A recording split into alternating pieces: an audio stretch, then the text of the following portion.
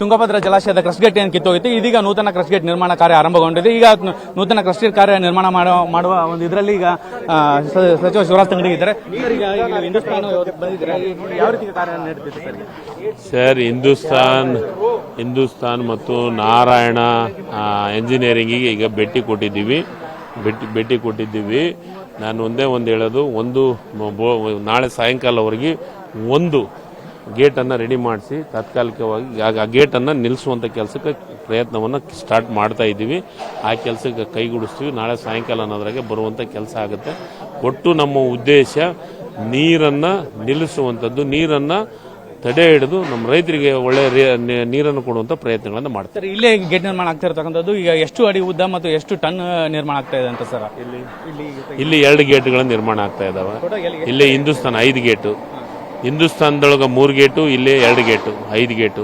ಇದರ ಜೊತೆಗೆ ಇನ್ನೂ ಒಂದು ಆಲ್ಟರ್ನೇಟ್ ರೆಡಿ ಮಾಡ್ತಾ ಇದ್ದೀವಿ. ಎಲ್ಲೇ JSW ಒಳಗದ ಅಲ್ಲಿನೂ ಮಾಡ್ತಾ ಇದ್ದೀವಿ. ಅಲ್ಲಿ 2 ಫೀಟಿನೂ 5 ಗೇಟ್ಗಳನ್ನು ಅಲ್ಲಿ ರೆಡಿ ಮಾಡಿಸೋಕೆ ನಡೆಸಿದ್ದೀವಿ. ನಾಳೆ ಸಾಯಂಕಾಲ ಅನ್ನೋದ್ರಾಗ ಅದನ್ನು ಇಳಿಸುವಂಥ ಪ್ರಯತ್ನವನ್ನು ಮಾಡ್ತೀವಿ.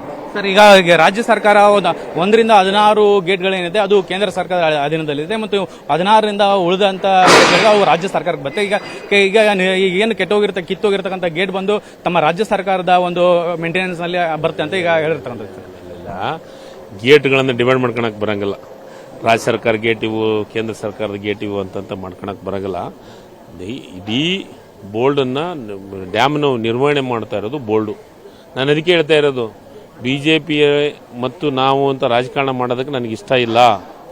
ನಾನು ಅದನ್ನು ಹೇಳಕ್ಕೆ ನಾನು ಇಷ್ಟಪಡೋದಿಲ್ಲ. ಮೊದಲು ನೀರು ನಿಂದಿರಿಸಿ, ನನಗೇನು ಟೀಕೆ ಮಾಡ್ತೀನಂತ ಟೀಕೆ ಮಾಡ್ತಾರಲ್ಲ, ಟೀಕೆ ಮಾಡೋರಿಗೆ ನಾನು ಹೇಳ್ತೀನಿ, ನೀವು MP ಗಳಾಗಿದ್ದೀರಲ್ಲ, ನಿಮ್ದೇನು ಕೆಲಸ? ಹೋಗಿ ಬೋಲ್ಡ್ನ ನಿಂದಿರಿಸಿ ಎಲ್ಲ ಕಾನೂನನ್ನು ತಿದ್ದುಪಡಿ ಮಾಡಿಸಿ, ಕರ್ನಾಟಕ ಜವಾಬ್ದಾರಿನ ಕೊಡಿಸಿ ಬೋಲ್ಡನ್ನು ನಿರ್ವಹಣೆ ಮಾಡಲಿಕ್ಕೆ. ನೀವೇನೆಲ್ಲ ಮಾತಾಡ್ಕೊಂತ ಕುಂದಿರ್ತಾ ರೈತರಿಗೆ ದಾರಿ ತಪ್ಪಿಸಂತದ್ದನ್ನು ಜನರಿಗೆ ದಾರಿ ತಪ್ಪಿಸಂತ ಕೆಲಸವನ್ನು ಮಾಡಿದ್ರೆ ಆಗಲ್ಲ. ಕಾವೇರಿ ಪ್ರಾಧಿಕಾರ ಯಾವ ರೀತಿ, ಅದೇ ರೀತಿ ತುಂಗಭದ್ರಾ ಪ್ರಾಧಿಕಾರ ಮಾಡ್ಬೇಕಂತ ಒಂದು ಒತ್ತಾಯ ಕೇಳಿ ಬರ್ತಾ ಇದೆ ಸರ್. ನೋಡೋಣ, ಅದಕ್ಕೆ ಯಾರಿಗೆ ಒತ್ತಾಯ ಕೊಡ್ತೀವಿ, ಯಾರಿಗೆ ಇದು ಮಾಡ್ತೀವಿ ಅನ್ನೋದ್ರ ಬಗ್ಗೆ ಚರ್ಚೆ ಮಾಡೋದು. ನನಗೆ ಈ ಸದ್ಯ ಮುಖ್ಯವಾಗಿದ್ದು ಇಲ್ಲಿ ನೀರು ನಿಲ್ಲಿಸಬೇಕು, ನೀರನ್ನು ರಕ್ಷಣೆ ಮಾಡಬೇಕು, ಡ್ಯಾಮ್ ಅನ್ನು ರಕ್ಷಣೆ ಮಾಡಬೇಕು. ನನಗೆ ನಾನು 3-4 ದಿವಸ ಅಂತ ಟೈಮ್ ತಗೊಂಡಿದ್ದೀನಿ.